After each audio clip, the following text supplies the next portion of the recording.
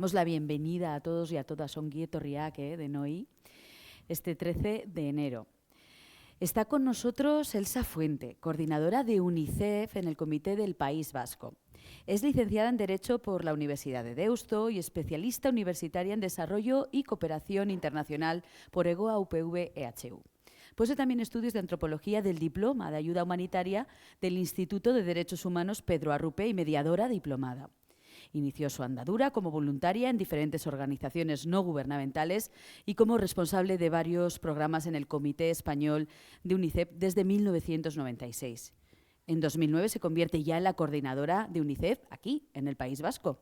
Lo compagina siendo ponente en diversos foros, seminarios, congresos como el de hoy. Es miembro de diferentes consejos de cooperación al desarrollo a nivel autonómico y también local. Ha publicado diversos artículos relacionados con los derechos de la infancia, el tema que hoy nos ocupa. Por eso se titula Justicia, Inclusión y Protección para la Infancia, garantizando el futuro. Elsa va a poner en contexto cómo nace y cómo surge la necesidad de establecer unos derechos propios de la infancia, el porqué de su importancia, la situación actual y los retos del futuro, porque efectivamente nuestros niños, nuestras niñas, en sus manos está el porvenir. Adelante, Elsa, todo tuyo. Muy bien. Un fuerte aplauso. Bueno, pues muchas gracias por la bienvenida. Gracias por estar aquí a todos y a todas en un día fresco como el que tenemos hoy, así que, bueno, y además con todas, el momento también de enfermedad que tenemos, así que, bueno, quiere decir que están bien. Me alegro de primeras el que estén bien de salud, que se hayan acercado y gracias también a Aulas Más de 55, a la Casa de Cultura Ignacio Aldecoa Kulturetxea, por la invitación a mí, pero realmente para mí es la invitación a UNICEF, es la invitación a trasladar también algo que para nosotros es vital, que es pues hablar de lo que supone los derechos de infancia y adolescencia. Sé que los ciclos que se están desarrollando están poniendo el foco y la atención en la Agenda 2030, que supone una hoja de ruta en un mundo muy incierto. Antes lo comentábamos aquí con alguna persona de la sala, un mundo en el cual es fundamental que pongamos el foco en las personas, que no solo hablemos de desarrollo económico, que entendemos que es importante, pero que lo hagamos también de la mano de la sostenibilidad y que sobre todo tengamos en cuenta esa visión, esos 17 objetivos de desarrollo. Y hoy lo que vamos a profundizar de alguna manera, viéndolo bajo este título de Justicia, Inclusión, Protección para la Infancia, es ver ese futuro y cómo garantizarlo a través de una visión transversal y enfocada en todos los 17 Objetivos de Desarrollo Sostenible y especialmente en el 16. Porque cuando hablamos de garantizar el bienestar de la infancia, hablamos de una condición esencial para cumplir esa Agenda 2030. De hecho, resulta imposible alcanzar los objetivos de desarrollo sostenible sin una perspectiva de derechos de infancia y adolescencia integrada en el modelo social y político de nuestra sociedad. Por ello, por ejemplo, desde el programa Ciudades Amigas de la Infancia, UNICEF pretende apoyar a los gobiernos locales en la implantación de la Agenda 2030, abordando de manera integral los problemas relacionados con los niños, niñas y adolescentes, especialmente los problemas de los niños y niñas más vulnerables, y reconociéndolos como sujetos de pleno derecho, más allá de meros sujetos de protección, para ponerlos en el centro de las políticas. El vínculo entre la iniciativa Ciudades Amigas de la Infancia y la Agenda 2030 no es solo el reflejo de los Objetivos de Desarrollo Sostenible, sino también el de poner el foco en el desarrollo local y la consolidación de instituciones sólidas, tal y como recogen en ese Objetivo 16. Unas instituciones sólidas que integren la perspectiva de derechos de infancia para poder actuar sobre el resto de objetivos, poder actuar sobre la lucha contra la pobreza recogido en el ODS 1, el derecho a la alimentación en el ODS 2, a la salud en el 3, a la educación en el 4, al agua y saneamiento en el 5 o a vivir en entornos limpios y seguros, como dicen en el objetivo 13 y 14. Actualmente, más del 30% de los niños y niñas y adolescentes vascos viven en una ciudad amiga de la infancia, en Euskadi. contamos con una red de 10 municipios. En municipios como Bilbao, Ortuella, Berango, Ermua, Zalla, Pasaia, Irún, Andoain, Zumárraga y también Vitoria-Gasteiz, que apuestan por ser más habitables, más sostenibles, con mejores servicios donde la infancia pueda desarrollar todo su potencial, disfrutar de entornos protectores y donde sus opiniones sean tomadas en cuenta, a fin de proporcionar los derechos y las oportunidades que requieren los niños, niñas y adolescentes vascos, de forma que sumen en la consolidación de unas instituciones sólidas e inclusivas para poder realmente ser valorados, respetados y tratados justamente. El ODS 16, que habla de promover sociedades pacíficas e inclusivas para un desarrollo sostenible, brindar acceso a la justicia para todos y todas y fomentar instituciones eficaces, responsables e inclusivas en todos los niveles, se traduce en que ningún niño o niña debería sufrir nunca actos de violencia, abuso o negligencia. Y, sin embargo, millones de niñas y niñas de todo el mundo siguen expuestos a la violencia en sus hogares, en las escuelas, en las comunidades, así como también en Internet. Los niños y niñas desarraigados debido a los conflictos y desastres son especialmente vulnerables a ciertas modalidades de violencia como el trabajo infantil y otros modos de violencia. Hoy, 473 millones de niños y niñas viven en situación de conflicto. Las formas que pueden adoptar la violencia son múltiples. Violencia emocional, física, sexual, y sus consecuencias pueden durar toda la vida. Presenciar o sufrir actos de violencia socava la salud, el bienestar y el potencial de los niños y niñas.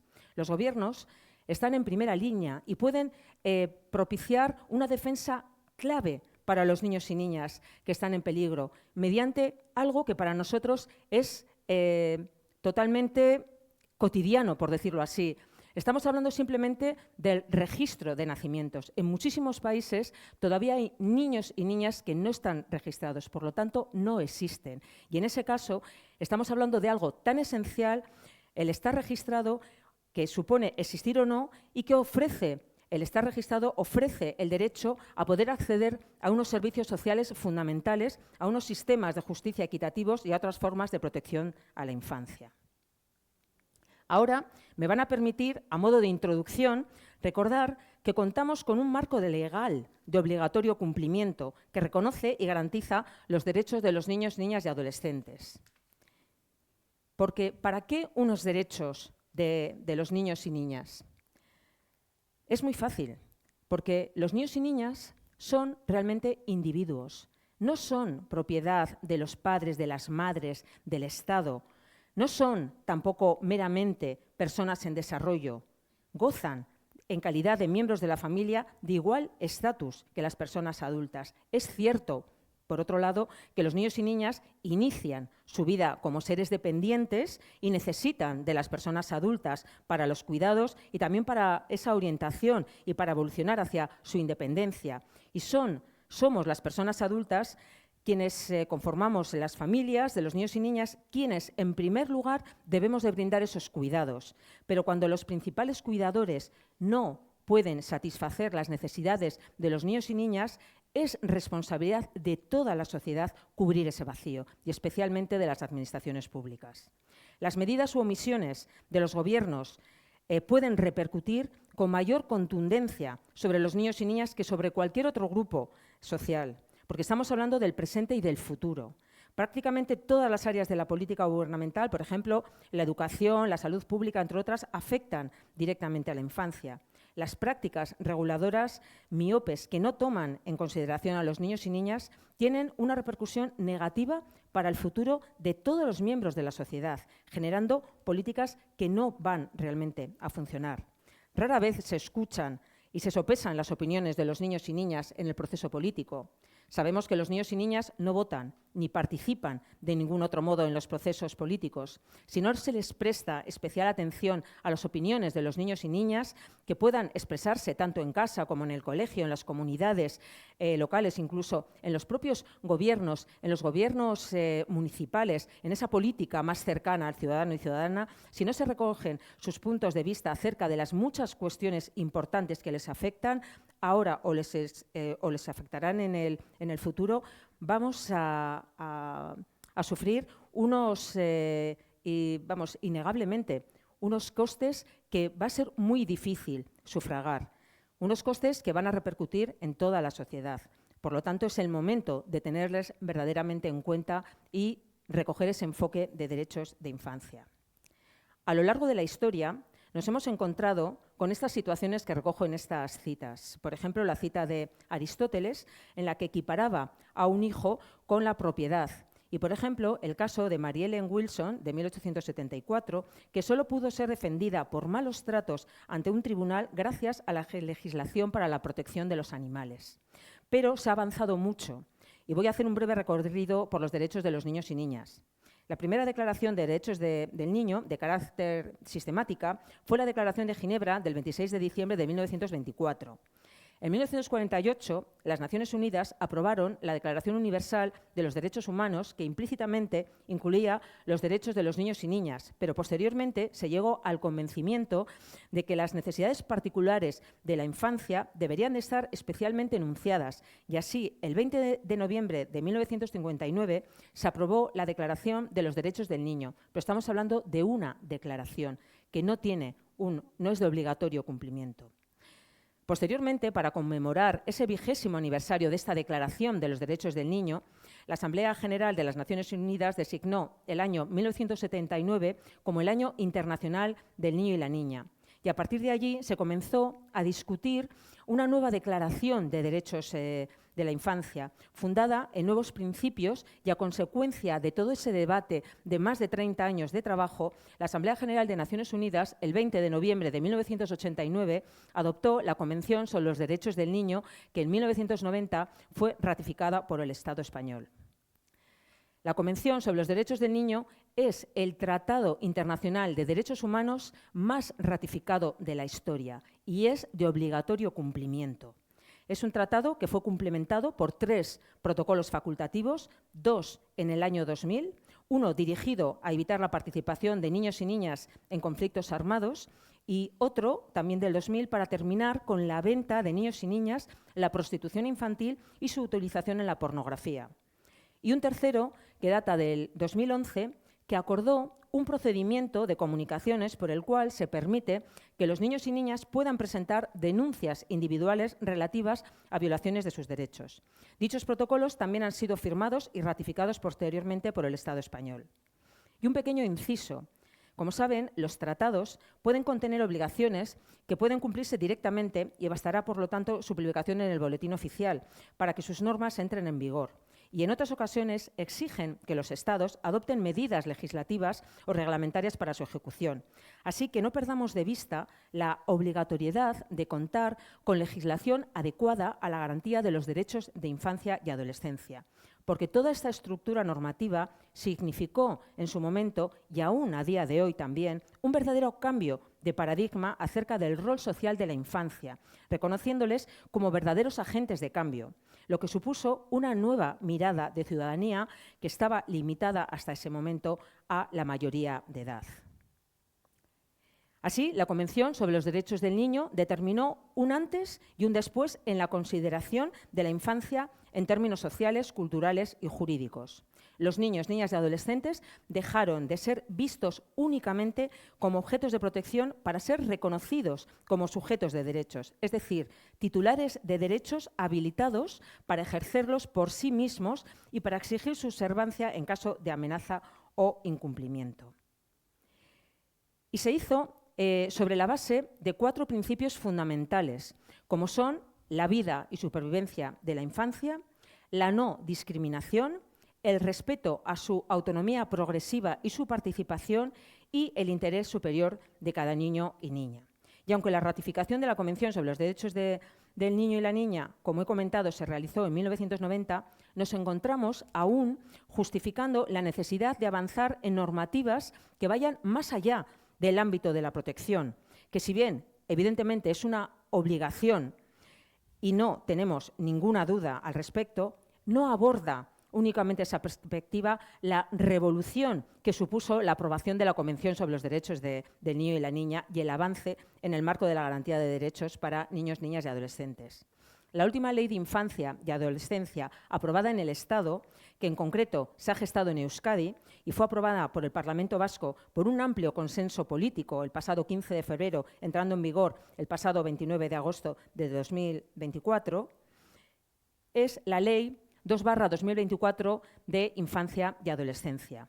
Una ley que integra aspectos clave para UNICEF y aspectos clave, evidentemente, para todo y cada niño y niña, para toda la infancia.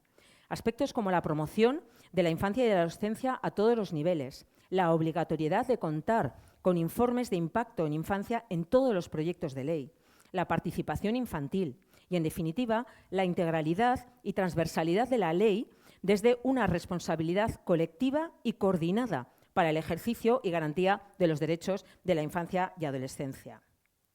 La infancia y la adolescencia se conceptúa como un ámbito material propio y en coherencia con los estándares, postulados y principios internacionales y europeos. Avanza en el reconocimiento de las personas menores de edad como sujetos titulares de derechos y no solo como sujetos merecedores de protección, como ya he comentado. Para ello, parte de la filosofía de que la mejor forma de garantizar social y jurídicamente la protección de la infancia y la adolescencia es promover su autonomía como sujetos desde las primeras etapas de la vida, impulsando y fomentando el establecimiento de las condiciones necesarias para facilitar y garantizar el efectivo ejercicio y disfrute de sus derechos.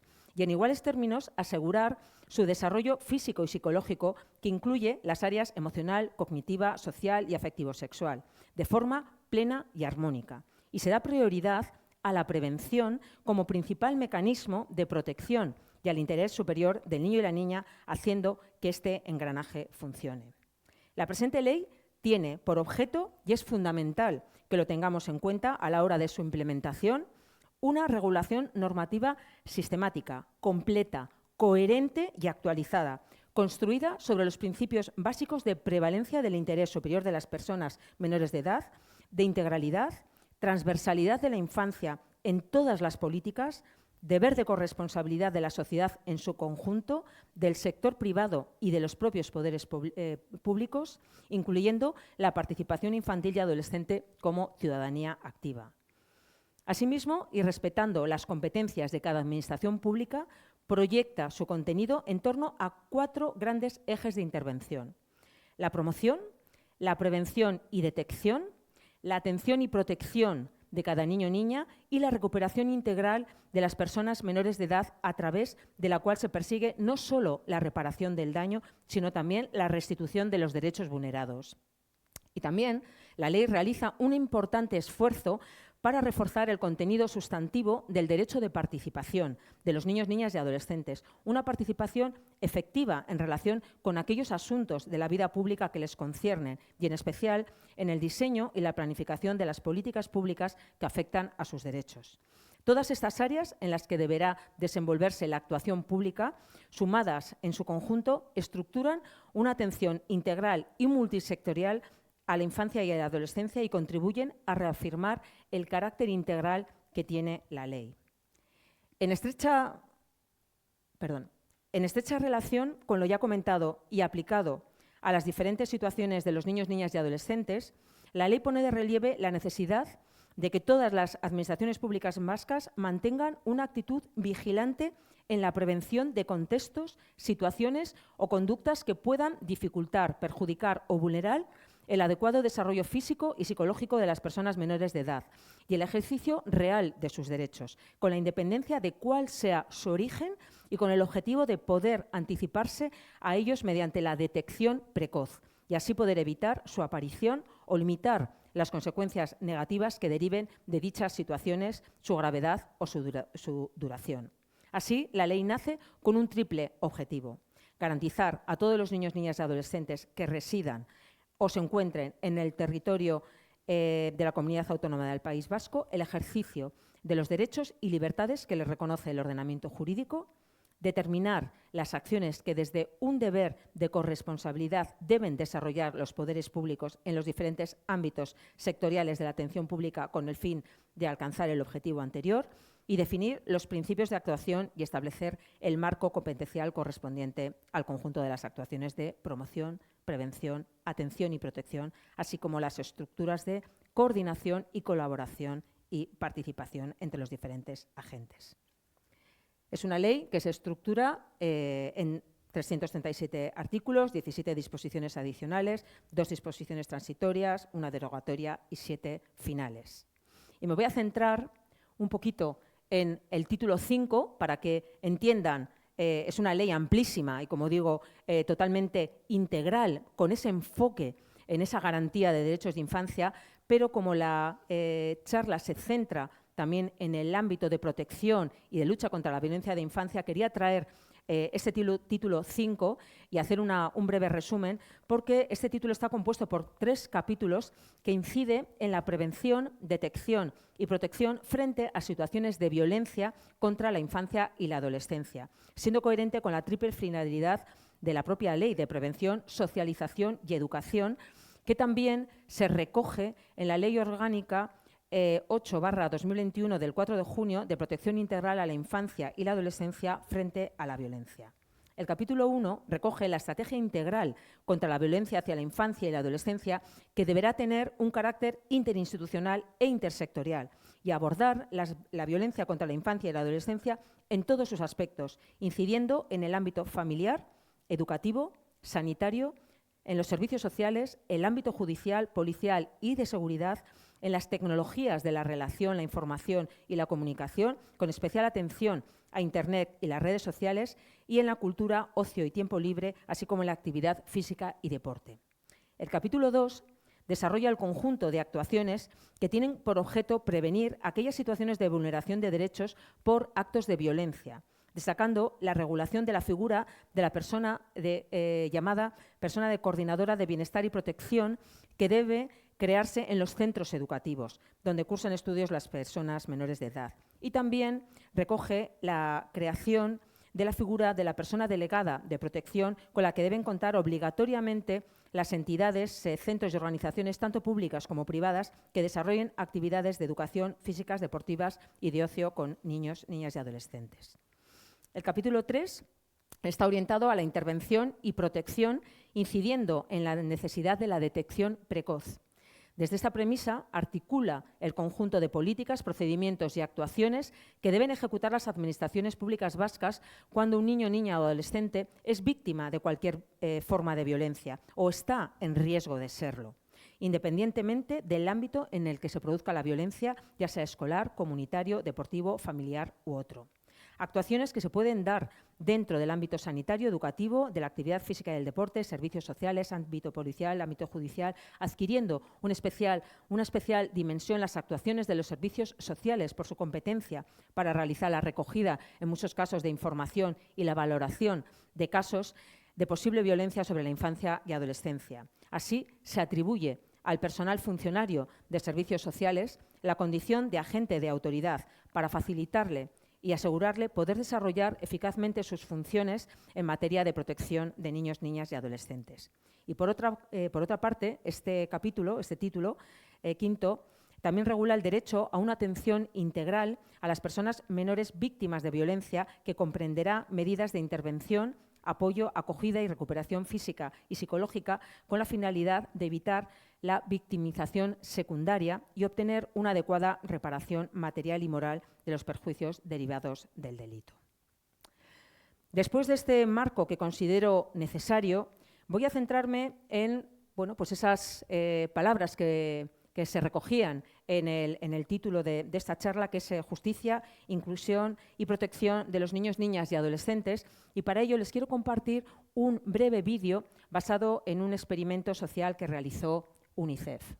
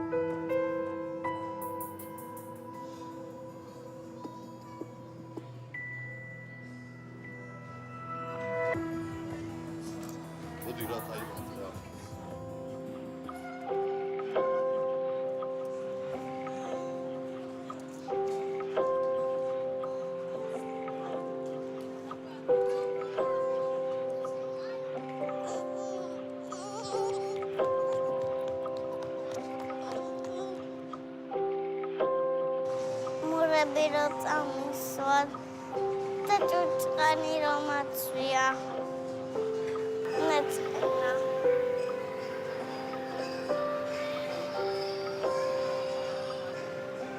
Glavi. Tadi semua muda.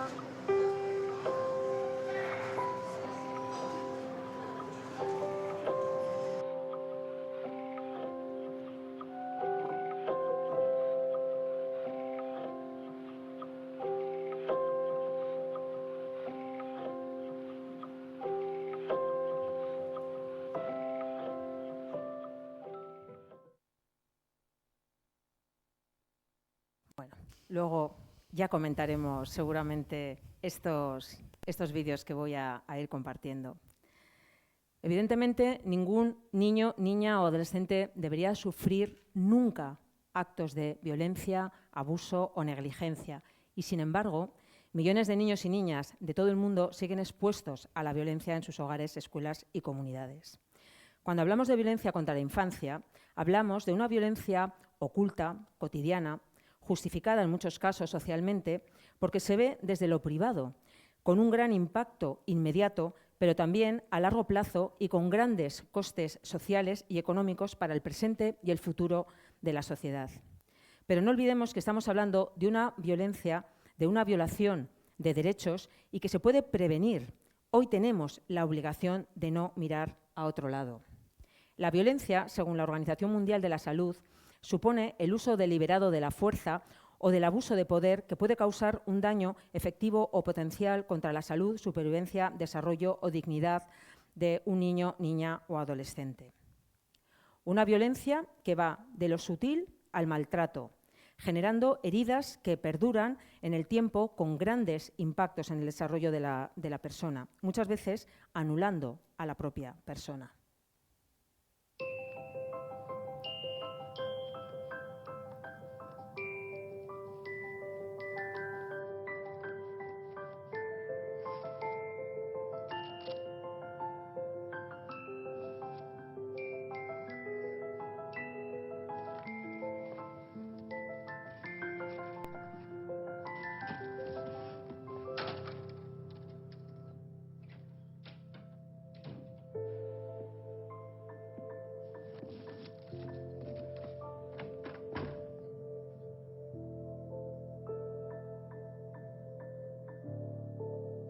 Hay niños que juegan a ser invisibles. No a los gritos, insultos y golpes. Con violencia no se aprende. Ponte en su lugar. UNICEF, por los derechos de los niños.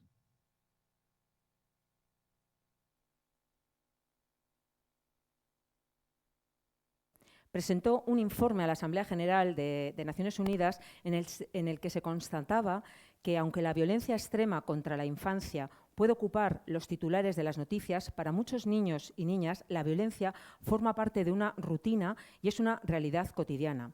En este sentido, el informe identificó 5 entornos en los que se produce la violencia: el hogar y la familia, las escuelas y los entornos educativos, las instituciones de atención y judiciales, el lugar de trabajo y la comunidad. Un planteamiento de la atención y protección del niño o niña basado en los derechos de la infancia requiere dejar de considerar al niño o la niña principalmente como víctima, para adoptar un paradigma basado en el respeto y en la promoción de su dignidad humana y su integridad física y psicológica como titular de derechos. Voy a recoger algunos datos. Menos del 10% de las situaciones de violencia es denunciada o notificada, según recogía también el informe de Piñeiro de 2006. Cuando hablamos de maltrato infantil, estamos hablando en los últimos datos de 2021, en el ámbito familiar se constató 7.508 víctimas de malos tratos. Si hablamos de casos de sospecha de maltrato infantil, estamos hablando de 21.521 casos, de los cuales 3.606 son de abuso sexual, 10.284 de maltrato emocional, 5.600 maltrato físico y la mayor parte de ellos, 14.300 de negligencia. Cuando se analizan las diferentes formas de violencia, la más notificada es la negligencia, seguida, como hemos visto, por la violencia emocional, la violencia física y la violencia sexual. En los datos generales de casos también registrados de violencia contra niños, niñas y adolescentes no existe una diferencia de género. En el Sistema de Registro Unificado de Maltrato Infantil del año 2021, como decía, constan 21.521 notificaciones sobre niños y niñas víctimas de violencia, de las cuales 10.473 son relativas a niños y 10.400 son niñas y 11.048 niños. Por otro lado, según el tipo de maltrato, hay 2.940 notificaciones de maltrato físico ejercido sobre niñas frente a un número menor en niños, cuya cifra es de 2.717, y respecto a las notificaciones de abuso sexual hay 1.847 notificaciones de abuso sexual en niñas respecto a 1.300 notificaciones en niños, lo que sí representa, bueno, pues una cierta diferencia significativa. A pesar de ellos, varios también estudios, ¿no?, donde vemos que esa diferencia entre niños y niñas, bueno, pues a veces no está tan delimitada. Cuando hablamos de niños y niñas con alguna discapacidad, sí que además supone un mayor riesgo de sufrir violencia y está recogida estas situaciones de mayor vulnerabilidad. Pero lo que sí sabemos es que si el daño ya se ha producido, hemos llegado tarde. Así que tenemos que, sobre todo, poner el foco en prevención, porque la violencia contra los niños y niñas jamás es justificable. Toda violencia contra los niños y niñas se puede prevenir.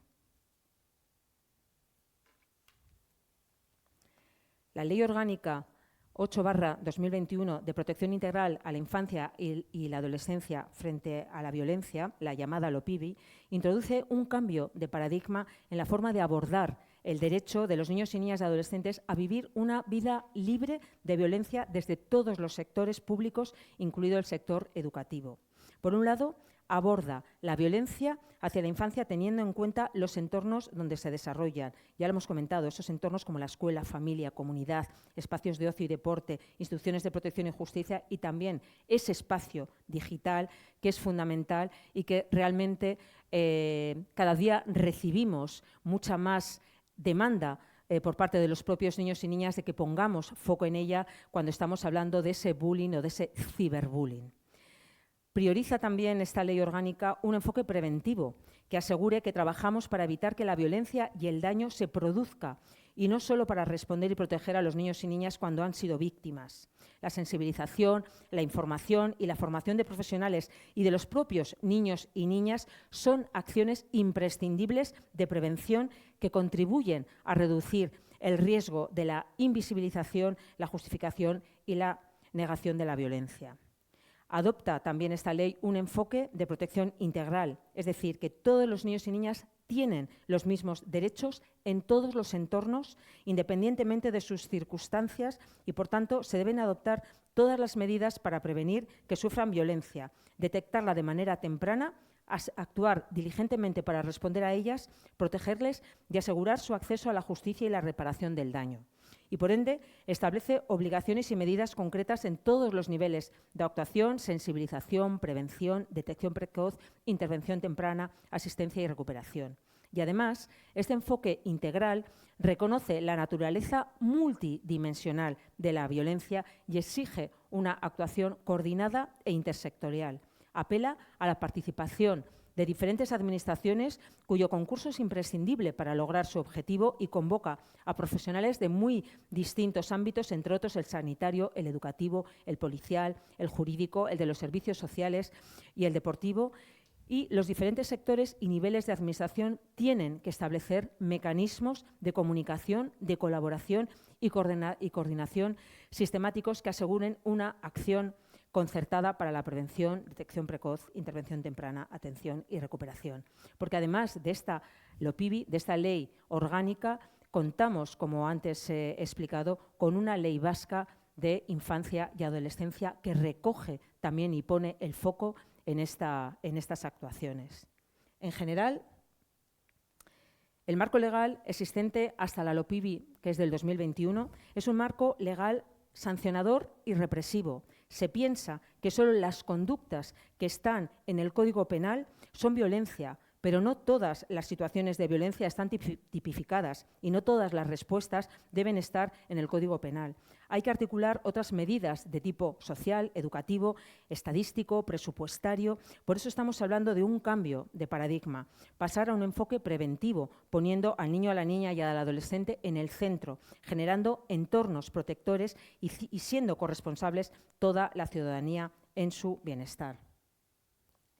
La creación de entornos seguros es esencial para prevenir cualquier tipo de violencia hacia la infancia y la adolescencia, y se entenderá como entorno seguro aquel que respete los derechos de cada niño, niña y adolescente, y aquel que promueva un ambiente físico, psicológico y social, incluido el entorno digital. Necesitamos también generar entornos seguros en el ámbito digital.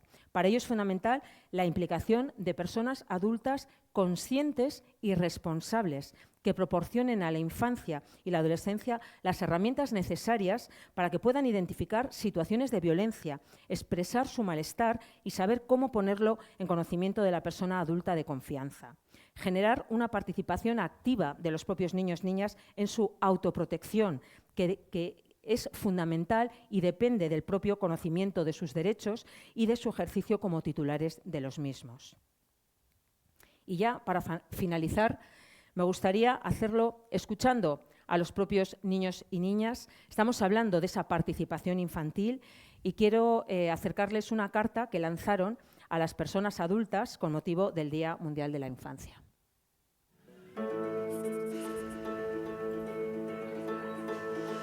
أنا من غزة ونازحة إلى الجنوب.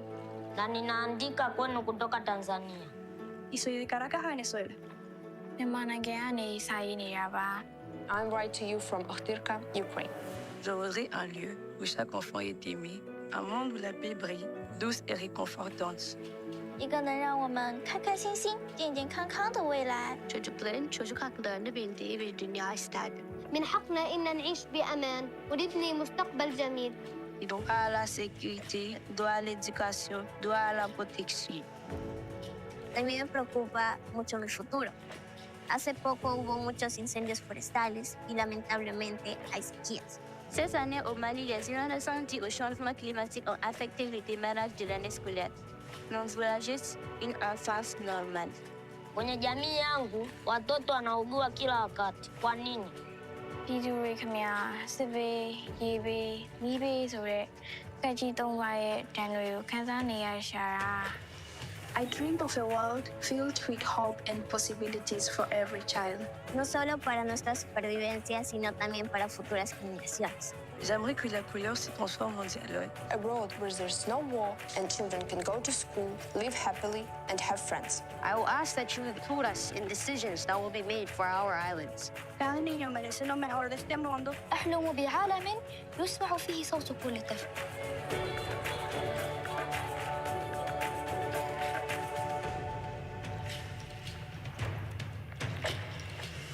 I have faith in your ability to create a better world for all of us. Huu ndio mustakabali wangu. Je, unasikiliza? بأمل كبير ونيابة عن أطفال المستقبل.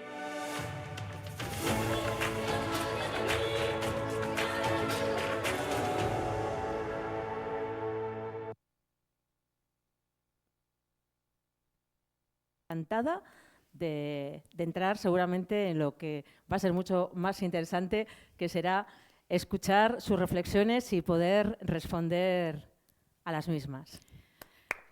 Muchas gracias.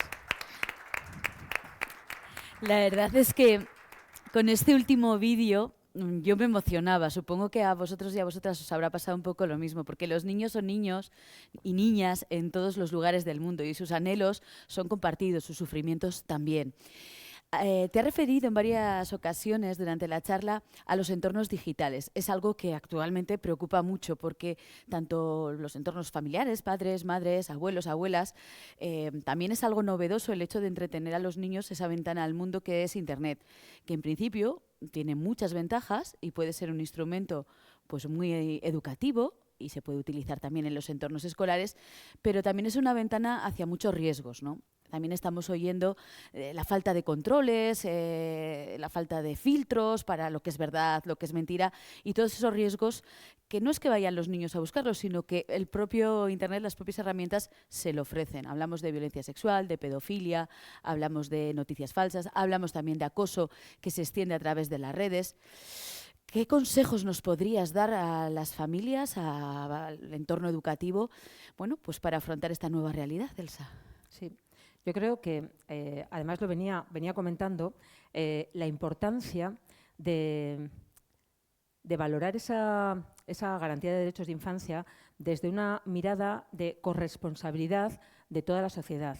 Los niños y niñas, evidentemente, crecen en el entorno familiar, pasan mucho tiempo en el entorno educativo, pero también pasan mucho tiempo con la ciudadanía, en la sociedad. Y están constantemente recibiendo diferentes inputs, por lo tanto, estamos educando entre todas y todos a todos los niños y niñas. Creo que de primeras reconocer el bien social que es la infancia, creo que es el primer paso para poder avanzar en esa garantía de derechos. Como digo, el primer ámbito de protección y de atención para cualquier niño o niña es su familia. Casi todos los niños y niñas viven en entornos familiares, menos como ya sabemos aquellos que viven en centros de protección, por decir así, o bueno, pues están en situaciones de desprotección y han tenido que asumir esa tutela la administración pública, pero en general los niños y niñas viven con sus familias. Por lo tanto, el primer deber está en el entorno familiar. Si ese entorno familiar no puede, y lo decía también antes en la exposición, tienen que ser, bueno, pues al final la responsabilidad también de las administraciones públicas el dotar de herramientas para que puedan ejercer esa, digamos, figura protectora para los niños y niñas, esos entornos familiares. Con eso, ¿qué quiero decir? Y con el ámbito de generar, y hablaba de generar entornos seguros, y entornos seguros también en el ámbito digital. Cuando hablamos de Internet, bueno, pues de todas las tecnologías para la relación, información y comunicación, estamos hablando de algo muy potente que tiene muchísimos beneficios que no podemos de primeras demonizar, pero que sí tenemos que prevenir y ser muy conscientes de los riesgos que conllevan, riesgos en la mala utilización de esas herramientas. Y en muchos casos, los propios entornos familiares no tienen el conocimiento ni están preparados para poner en manos de sus hijos e hijas esos elementos. O sea, a nadie se nos ocurriría dar una moto a un niño de 10 años. Bueno, a ver, igual si está compitiendo desde muy pequeño, pero me refiero que hay ciertas pautas que jamás, o sea, con sentido común, pensaríamos. Y no estamos dando, quizás, o reconociendo todos esos riesgos que tiene, bueno, pues un dispositivo móvil, ese acceso a esa ventana con toda clase de información para, bueno, pues una persona que, como decía, efectivamente es sujeto de pleno derecho, es titular de derechos, pero que necesita ese acompañamiento porque es un ser dependiente y está creciendo acompañado de una persona adulta que tiene que tener una formación. Por lo tanto, para nosotros eso es clave. Es, por un lado, ser conscientes de los riesgos, acompañar a los niños y niñas en el uso. Y, evidentemente, después tenemos que acompañarnos también y se está demandando pues que, efectivamente, que ese ámbito digital tiene que tener una regulación. Tiene que tener una regulación que es fundamental contra, evidentemente, muchísimos delitos que ya se dan en ese entorno, pero para también, bueno, pues esos futuros no, esos riesgos que se pueden conocer, bueno, pues que estén de alguna manera regulados también con normativas. Y también tenemos que hacer una llamada de asunción de responsabilidad a las propias empresas que bueno, pues están detrás de muchos, bueno, pues de muchos ámbitos, de muchas aplicaciones que bueno, pues, están siendo usadas por niños y niñas y que también deben garantizar el buen uso y pues, en muchos casos poner bueno, pues, esos frenos para bueno, pues, el no acceso si se considera que no es adecuado para determinadas edades. Por lo tanto, bueno, como digo, es una visión muy conjunta, de trabajo conjunto, y tenemos todos que, en la medida de lo que nos atañe, asumir esas responsabilidades también de acompañamiento y en muchos casos de, bueno, pues, en casos especialmente de violencia, también de detección, porque es nuestra responsabilidad. Sí, además es un tema de actualidad, como lo decías, está en boga, ¿no? El hecho de que conocer los algoritmos, cómo funcionan esas redes sociales, porque la mayoría de los adolescentes, pues, prácticamente el 100%, creo que es un 98,8% de los adolescentes tienen redes sociales, las manejan e influyen directamente en su proceso de construcción como persona adulta, ¿no? También otro tema de actualidad, lo decías, ¿no? Casi todos los niños, casi todas las niñas crecen en un entorno familiar. Están arropados por la familia y se desarrollan, pero hay otros niños que no. Hay otros niños que les tenemos que acoger porque como sociedad hemos decidido que debemos proteger a esos niños que no cuentan con ese entorno familiar, y se está dando el fenómeno de la migración, y en este fenómeno de la migración vienen muchos menores no acompañados, y esto políticamente está suponiendo un problema, y no sé si Europa está a la altura de dar una respuesta como se merecería, ¿no? Que estos chavales, estas chavalas tuvieran una oportunidad y unos derechos garantizados, como dice, vamos, como les asiste, como nos has contado legislativamente, ¿no? Sobre todo a una alimentación, a una sanidad, a una educación. Lo estamos haciendo regulinchi, ¿no? Lo estamos haciendo... Bueno, de primeras, los niños y niñas no tienen, son niños y niñas.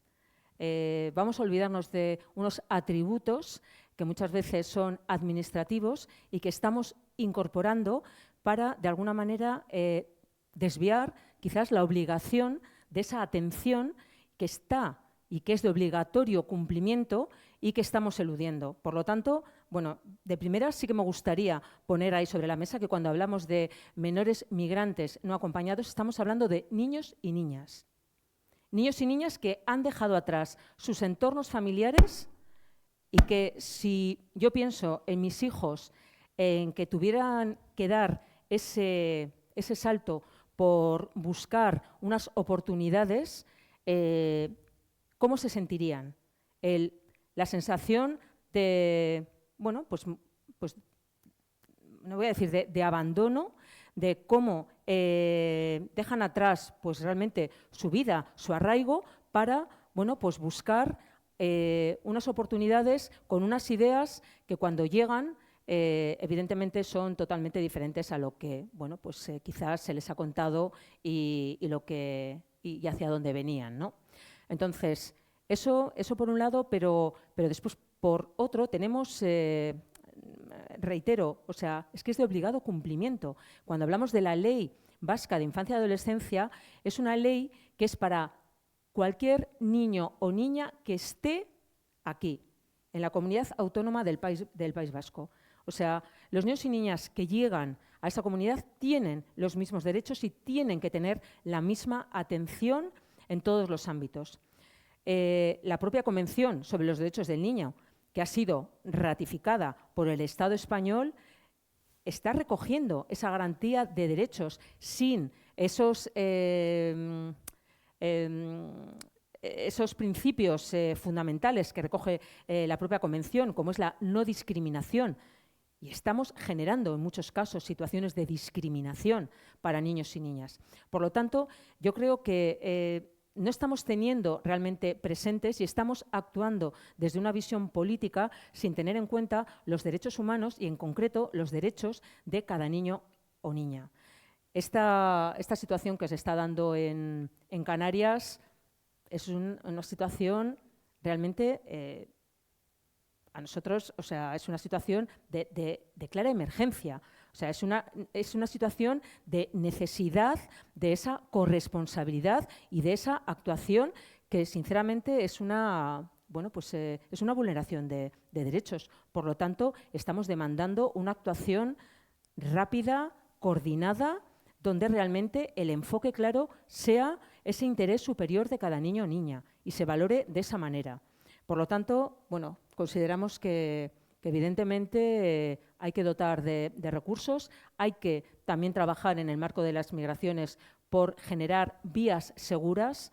No puede ser que en el siglo XXI haya gente que muera porque realmente tiene que lanzarse casi al mar para poder llegar a buscar unas oportunidades y, por lo tanto, bueno, son cuestiones que están enmarcadas, nos dotamos de unos derechos para todas las personas y no hay personas de primera y de segunda. Para terminar, antes de daros la palabra, quiero preguntarte, como coordinadora de UNICEF en el País Vasco, ¿en qué proyectos estáis trabajando aquí, en Euskadi?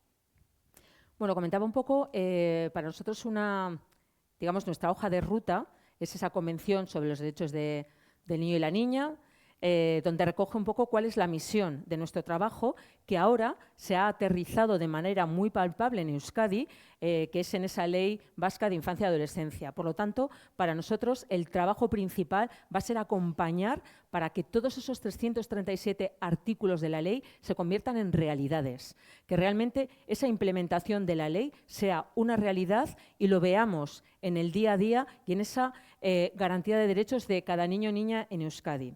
Para ello, sí que entendemos también, que lo comentaba también en la presentación, cómo las políticas locales son las políticas más cercanas al ciudadano y ciudadana y, por lo tanto, también a la infancia y la adolescencia. Estamos trabajando en un programa que es Ciudades Amigas de la Infancia, que, como he dicho, hay a día de hoy en Euskadi 10 ciudades ya reconocidas como Ciudad Amiga de la Infancia. Y este reconocimiento lo que conlleva es que, por un lado, estos municipios han hecho un análisis de cuál es la situación. Saben, es fundamental que, por un lado, tengamos datos, que sepamos cuál es la situación de la infancia y la adolescencia, porque eso nos va a poner sobre la mesa las posibilidades de actuación. Vamos a poder generar qué programas, qué necesidades tenemos que cubrir. Si no lo conocemos, podemos desarrollar algunos programas, pero que quizás no tienen el impacto que deberíamos de estar buscando, ni estar cubriendo algunos ámbitos que realmente están vacíos porque no se conocen. Por lo tanto, tener ese diagnóstico, ese análisis de cuál es la situación de la infancia, qué necesidades tienen para poder desarrollar unos planes de acción y, evidentemente, que esos planes no sean tampoco papel mojado, que realmente estén dotados con unos recursos suficientes para su ejecución. Esto es fundamental. Y es fundamental también, y así también venimos trabajando, que se generen órganos de coordinación interna. Estamos ya, o se ha visto, ¿no?, cómo también se desarrollan las políticas, muchas veces de manera departamentalizada, y cada uno busca pues sus diferentes espacios un poco de poder, de presupuesto para desarrollar sus acciones, pero que muchas veces inciden pues, no de la mejor manera en lo que es ese impacto en la propia ciudadanía. Por lo tanto, unas mesas de coordinación con un enfoque de derechos de infancia optimiza todos esos recursos y hace que el trabajo sea mucho más integral dentro de los propios gobiernos locales. Eso es otra de las partes y, evidentemente, para nosotros, estamos hablando de ciudadanos y ciudadanas, es fomentar también ese derecho a la participación infantil. Cuando hablamos de participación infantil, y además justo este fin de semana hemos tenido en Euskadi, en Bilbao en concreto, el 8º encuentro de consejos municipales de participación infantil a nivel estatal. Han venido 180 niños y niñas que se han reunido de 60 municipios de todo el Estado, donde han estado reflexionando y donde han realizado un manifiesto que, además, en concreto, han querido centrar, han pensado un comité organizador de chicos y chicas que querían abordar en ese encuentro de participación infantil el derecho a la protección, hablar de violencia contra la infancia. Y han generado un manifiesto abordando qué clases de violencia, qué espacios se pueden generar, qué actividades, qué recursos, qué caminos para poder poner y denunciar de alguna manera, ¿no? Que se escuche a los niños y niñas cuando levantan la mano y cuando realmente están diciendo me está pasando algo y la respuesta en muchos casos es no os preocupéis, son cosas de niños. No, o sea, los niños y niñas tienen que ser escuchados. Por eso, en esa escucha, evidentemente, también acompañamos a ese grado de maduración. Los niños y niñas tienen que ser acompañados, pero tenemos que escucharles y ponernos realmente a su altura. Y en el ámbito político, esta escucha, en esos consejos municipales de participación infantil, esa escucha tiene que tener ese feedback, porque realmente estamos generando procesos de alguna manera democráticos. La democracia es lo mejor que sabemos y que funciona para que podamos hablar de cohesión social y de convivencia. Por lo tanto, si desde pequeños podemos generar esos espacios de escucha entre iguales, de que realmente yo opino, se me da feedback y que además no tiene que ser siempre ese feedback decirme que sí a todo, pero sí explicarme el por qué sí o el por qué no. Y por lo tanto, generar esos espacios con los niños y niñas consideramos que es vital para hablar también de cohesión social a futuro. Esto, por ejemplo, estamos trabajando también en el marco educativo, con una estrategia de educación en derechos para incorporar también como, digamos, esa aplicación de la Convención en el ámbito educativo, donde se fomente también esa necesidad de conocer qué son los derechos, pero cuando yo conozco los derechos, como titular de los mismos, evidentemente los voy a demandar, pero también es mi responsabilidad hacer que se cumplan los derechos y garantizar los derechos de mis compañeros. Por lo tanto, fomentar todo ese enfoque de derechos en la infancia y adolescencia es vital. Es vital y es, bueno, pues a grandes rasgos, por no entrar en muchísimos proyectos que venimos trabajando desde UNICEF, es lo que venimos haciendo en Euskadi, acompañar también y asesorar a las administraciones públicas para que ese enfoque se vaya incorporando y, como digo, bueno, pues ahora esa pedagogía social también en torno a la ley. Me van a disculpar, sé que posiblemente he sido un poco pesada con toda la parte normativa, pero es que conozcamos todas las personas que tenemos una ley que recoge esa garantía y ese enfoque de derechos de infancia y que es nuestra corresponsabilidad acompañar para su implementación, es fundamental. Es fundamental y, por lo tanto, tenemos que generar esa pedagogía social de derechos de infancia. Tenemos el marco legal, tenemos que desarrollarlo y tenemos que escuchar a esos niños, a esas niñas, a esos adolescentes, como les vamos a escuchar ahora a ustedes, porque tienen el turno de palabra. Así que creo que está el micrófono por ahí. Si no, nuestro técnico Urchi nos lo va a facilitar. Y si queréis hacer una pregunta, solo tenéis que levantar la mano. Y adelante, podéis preguntar tranquilamente, que estamos en confianza. Por aquí tenemos la primera pregunta. Hola, buenas tardes. ¿Cómo te llamas? Hola, buenas tardes. Me llamo Asun. Adelante con tu pregunta, Asun. Vale, muy bien. No sé si es una pregunta o es una opinión. En principio, se me cae. Quería comentar que hay muchos, ha incidido mucho en el hecho de la prevención. Sin embargo, en el Estado español este año, en el año 2024, han muerto 10 niños, me parece que son 10, a manos de sus padres o madres, en situaciones en que se veía que había algún hecho de vulnerabilidad, o el padre era maltratador o la madre, bueno, en fin. Y sin embargo, esos niños pues han tenido que ir con esos padres que luego les han matado para hacerle daño a la madre, o viceversa. También ha habido casos de madres que han matado a niños por hacer daño al padre. De hecho, hace poco he oído una noticia que la Junta de Andalucía tiene que pagar a un padre, ha hecho una demanda, porque él ya había denunciado que la madre no estaba capacitada para cuidar al niño y, sin embargo, no se hizo nada. Y el niño, al final, pues falleció, le mató a la madre. A mí me llama mucho la atención que haya tantas leyes, que las hay y que están muy bien. Sin embargo, yo creo que los niños están bastante desprotegidos de la violencia familiar, en muchos casos, que es la que más vemos, por lo menos es la que más siento yo, o la que más percibo. No sé si es la que Entiendo, más Asun, que estás hablando de violencia sí. vicaria, ¿no? Que es ese Sí. término que hemos conocido, y que como es un entorno íntimo de la familia, cómo se puede prevenir ese tipo Exacto, de violencias. exacto. Y nada, ya para terminar también, o sea, se habla mucho de derechos de la infancia, sin embargo, hay una zona ahora mismo en el mundo donde los niños no se les respeta para nada, que es Gaza, nada más. Gracias, Asun. Gracias, Asun. A ver, evidentemente, cuando he hablado que contamos con marcos legales de obligatorio cumplimiento, eso no quiere decir, desgraciadamente, que ese cumplimiento sea real en todos los casos. Evidentemente, en estas situaciones, y se está trabajando, y es fundamental que formemos también en el ámbito judicial a todos esos jueces que desarrollan sentencias, en muchos casos, ¿no?, en situaciones de violencia de género, en situaciones de separaciones, donde realmente ese interés superior del niño y la niña no se está poniendo sobre la mesa. Se está hablando en torno a ese interés superior del niño y la niña, pero no se está haciendo con un enfoque realmente de derechos de infancia. Por lo tanto, nos queda todavía que dar muchos pasos. Desde UNICEF estamos generando formaciones a todos, a magistrados, a jueces, para que realmente apliquen desde esa perspectiva real.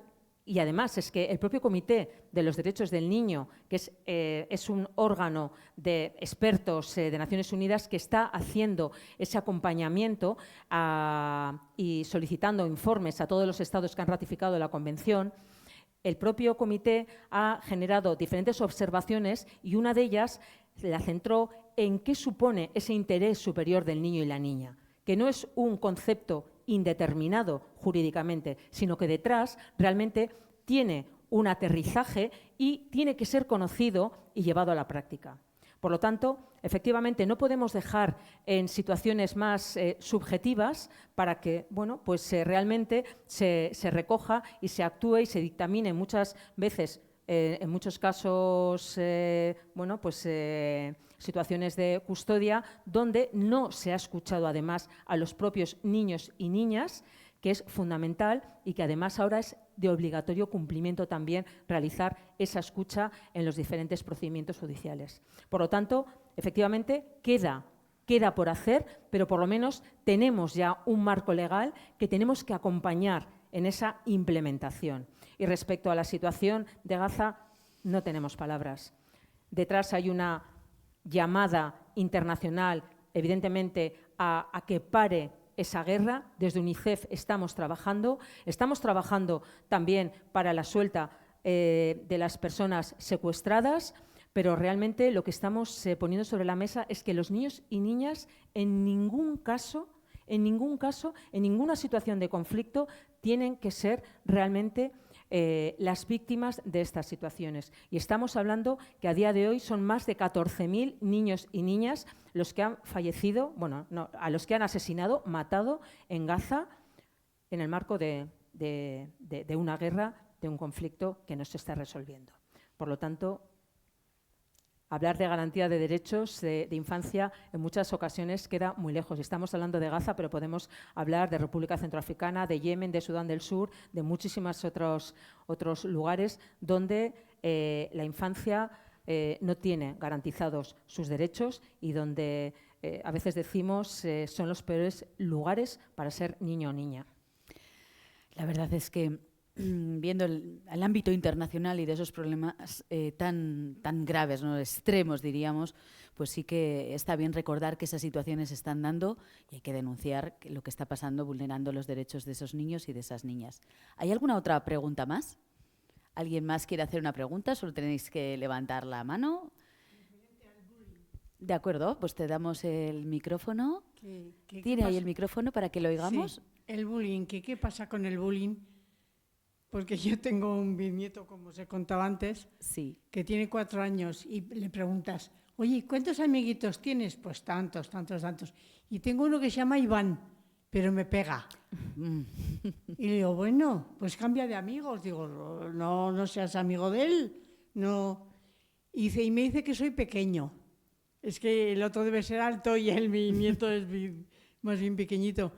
Y en los colegios, ¿cómo no se hacen alguna cosa para, pues no sé, para arreglar un poco lo del bullying? Pues es un tema muy interesante. A ver, evidentemente sí hay programas y sí se está trabajando contra el bullying. En concreto en Euskadi hay una estrategia, Bizikasi, que ha puesto el foco desde hace ya años para abordar esas situaciones de bullying, pero sí que es cierto que, por ejemplo, este fin de semana, en el encuentro de participación infantil, que como les comentaba que se ha desarrollado en Bilbao, hablaban y reflexionaban los propios chicos y chicas en torno al bullying. Y sí que pedían en muchos casos, las situaciones de bullying no se dan quizás tanto en lo que es en el aula, sino se dan pues en los patios, donde pues quizás las personas adultas están un poco más despistadas. Y luego, cuando se quiere trasladar, los chicos y chicas no tienen confianza con las personas adultas para poder trasladar esas situaciones. Y, por lo tanto, se queda un poco en el entorno entre iguales, salvo que, efectivamente, las personas adultas estemos atentas a esas situaciones. Demandaban más acompañamiento para que pues estas situaciones se puedan prevenir y se corten de raíz en el primer momento. Porque entonces ya no se van como perpetuando, porque muchas veces además no solo es actuar con la persona, digamos, víctima, sino es fundamental actuar también con la persona que es un poco, pues quien está ejerciendo esa situación de abuso, de poder, de alguna manera, porque en muchos casos, pues también puede tener unas situaciones complejas que también hay que trabajar. Pues estamos hablando de que son niños y niñas, todas las personas, y ponerles ya atributos de víctimas y victimario, pues es mejor trabajarlo de manera conjunta. Evidentemente hay diferentes grados que estamos hablando ya también de situaciones de abuso graves, que evidentemente esas tienen otras respuestas con mayor contundencia y otras actuaciones. Y es un trabajo también integral y compartido, no solamente si se da en muchas de las situaciones de violencia se detectan, por ejemplo, en el ámbito educativo, pero vienen y se están desarrollando, bien en el ámbito familiar, deportivo o en otros lugares. Por eso, ese trabajo conjunto y coordinado es fundamental para poder prevenir antes de que, como decía, cualquier situación de daño se haya ya provocado. Prevención, ha vuelto a salir la palabra, ¿no? Si ya se ha producido, llegamos tarde. Hay que prevenir. ¿Alguna pregunta más? Sí. Un momento, ¿le facilitan el micrófono? Sí, adelante. Yo también, que tengo un nieto pequeñito, pequeñito de estatura y de edad, es muy pequeño todavía. No sé, pienso, en los colegios no debería haber una clase que les enseñen a los niños a defenderse también. Que detecten que están abusando de ellos, a un niño, o sea, abusando en el sentido, no sé cómo decirte, pues eso, que detecten que otro niño está abusando de él de una manera o de otra, no sé cómo explicarme, pero que esos niños aprendan a defenderse, bien porque son tímidos o porque son, como ha dicho esta señora, pequeñitos. Yo soy pequeñita, nunca me pasó en el colegio. Debe ser que he tenido muy mala leche de toda la vida y me defendía. O que no existía el bullying, no sé. Yo no recuerdo que en el colegio nadie se metiera conmigo porque mido 1,50. Pero bueno, ahora que hay tanto bullying y tantas cosas, ¿no se debería educar a los niños a defenderse también? No digo, mira, yo cuando mis hijos eran pequeños, yo me acuerdo que en alguna charla que nos dieron, por ejemplo, decían, nunca digas a un niño que porque le hayan pegado, pegue. Pero sí que aprenda, defiéndete. Yo siempre les decía, defenderos. Y le digo a mi nieto, que es muy pequeñito, pero ya le han mordido 2 veces en la haurrescola. Le digo, defiéndete. Porque siempre nos decían que ellos entendían lo que tenían que hacer. ¿Qué opinas, Elsa? ¿Qué hacemos? A ver, de hecho venimos trabajando. Cuando hablaba de la estrategia de educación en derechos, una de las líneas es el abordar cuáles son los derechos de todo niño, niña, que conozcan cuáles son sus derechos, porque estamos generando esa autoprotección. Si yo sé cuáles son mis derechos, sé también y sé detectar cuándo las cosas no están bien. Porque a veces pueden pasar diferentes situaciones de bullying, de otras situaciones de violencia, donde realmente me puedo quedar un poco en shock y no sé si esto es normal, si puedo decir, si no. Entonces, si yo sé que realmente y se ha abordado y se ha trabajado en la clase, en los diferentes espacios, las diferentes situaciones, yo me voy a sentir empoderado para levantar la mano y decir, me está pasando esto. Pero también necesito, que es un poco lo que comentaba antes, necesito generar y tener alguien de confianza que sé que me va a escuchar, porque si no es que me voy a callar y no voy a contar nada. Y es así, es que esto sucede a diario. Por lo tanto, es ese trabajo en conjunto que, a ver, yo creo que va más allá de únicamente defiéndete, porque no podemos generar también espacios de vamos a resolver de forma violenta, porque entonces entramos en una espiral. Esa defensa puede ser realmente de otra manera. Y entonces ahí yo creo que es la mejor forma de abordar las situaciones. Hacerles conscientes de que tienen derechos y que no normalicen una situación que no es normal, como una situación de acoso o de violencia. Más o menos sería un poco el resumen o la respuesta que Elsa nos ha dado. ¿Alguna pregunta? Claro. Claro, sí.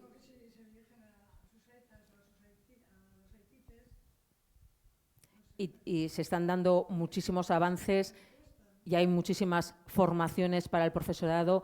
Existen muchas veces, para nosotros es quizás más importante incorporar bien todos los conceptos y que sean conscientes que no habilitar, porque lo que sí nos hemos dotado es de muchísimos procedimientos. Y enseguida tenemos como el vademecum y nos vamos a buscar el procedimiento para ha pasado esto y empezamos a rellenar y dices, no, a ver, lo primero es la atención al niño y a la niña. Luego ya vendrá el procedimiento. Lo primero es esa escucha y esa atención y, evidentemente, resolver, separar y que no se vuelva a dar esa situación y hacer entender no solamente a los dos niños o niñas que tengan ese conflicto, sino a todo el entorno, a toda la clase, para que realmente también el resto, porque después también sabemos en muchas situaciones de bullying que se da, qué está pasando con el resto de actores, gente que lo está viendo y que no dice nada. Hay que actuar, eso es, un poco con todos para que se vea que estas situaciones tú no eres más amigo de tu amigo porque no digas nada, al contrario, eres más amigo si estás diciendo eso no está bien. Entonces, bueno, pues es trabajar pues de esa manera y sobre todo, bueno, pues desde ese enfoque de que decirlo así quizás queda un poco como etéreo, ¿no? Decir desde ese enfoque de derechos de infancia, pero es con todo lo que conlleva, es poner realmente esas situaciones, el trasladarles, el por qué, explicar que a mí me tienen que respetar, pero yo tengo que respetar al de al lado. Entonces, un poco llevarlo y, evidentemente, tenemos muchísimas herramientas para trabajar ese marco de derechos de infancia en las diferentes franjas de edad en el ámbito educativo para que les llegue y lo vayan asimilando e interiorizando para después. De primeras, lo que tenemos que hacer es informar para que eso se asimile y luego ya realmente logremos esa movilización desde ese enfoque. ¿Alguna última cuestión? Pues parece que concluimos aquí nuestra charla en la que hemos hablado de infancia, de adolescencia, de derechos, de objetivos y sobre todo, me quedo con dos cosas, con la prevención y con tener las orejas bien abiertas para escucharles a los protagonistas, a nuestros niños, a nuestras niñas, a nuestros adolescentes. Una escucha activa para saber qué pasa por esas cabecitas y poder acompañarles. Eskerrik asko, Elsa. Ha sido todo un placer. Eskerrik asko, Zoe.